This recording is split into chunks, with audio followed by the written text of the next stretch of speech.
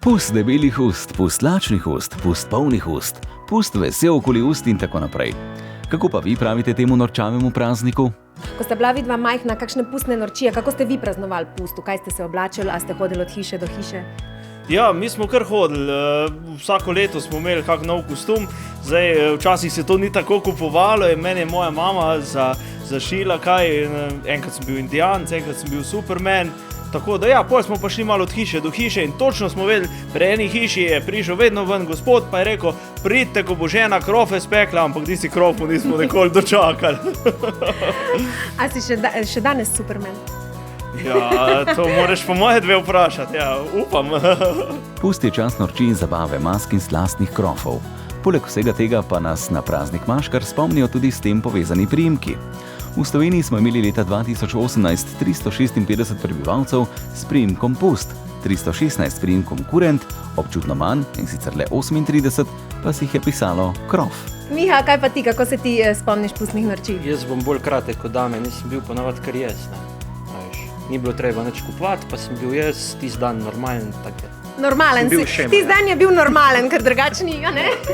Tako. Smo veliki ljubitelji šemljenja, med Slovenkami in Slovenci je pust zelo priljubljen. Dejan Kranjc je eden izmed tistih, ki so seveda poskočni, saj je poskočni muzikant, in pa eden tistih, ki je zganjal veliko norčij kot otrok. Seveda tudi za pusta.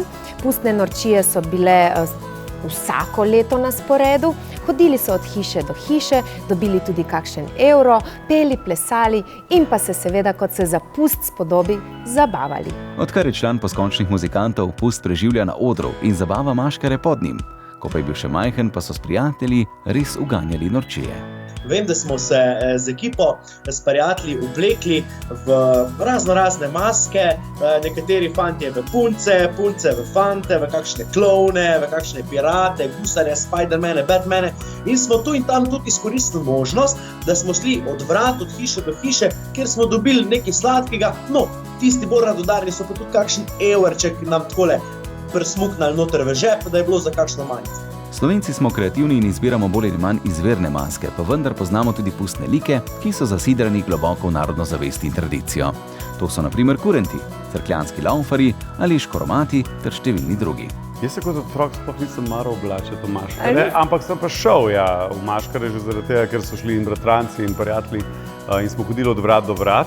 Točno smo vedeli, vsako leto so nam zelo putnili pred vrata isti ljudje, jih ful nismo marali. Ampak ste še kar šli k njima, ne? Valjda za nalaž. Klemen se prav dobro spomni, ko je bil za pusta dimnikar, ker se je njegov dedi za to masko zelo potrudil. Naredil mu je majhno lestev in vse ostalo, kar potrebuje dimnikar.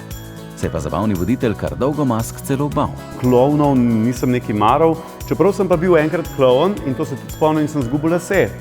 In pač šli smo na koncu po tistem sprevodu, smo šli starši na krofe še v neko gostilno in tam je bil nek kužen in sem se s kužem igral in pač valjda sem pozabil, takrat lasje so mi bili ta zadnja skrb. Vem pa, da so bili z volne narejeni, pač takrat se je ful stvari doma delali, tako da pač je bila Jugoslavija in to prav. Kakšni lepi časi, a ne? S pustom preganjamo zimo. Če se izrazimo še nekoliko bolj dramatično, preganjamo zle zimske duhove. Kličemo pa pomlad in smo z mislimi že pri naslednjih čudovitih praznikih, pri dnevu žena in materinskem dnevu.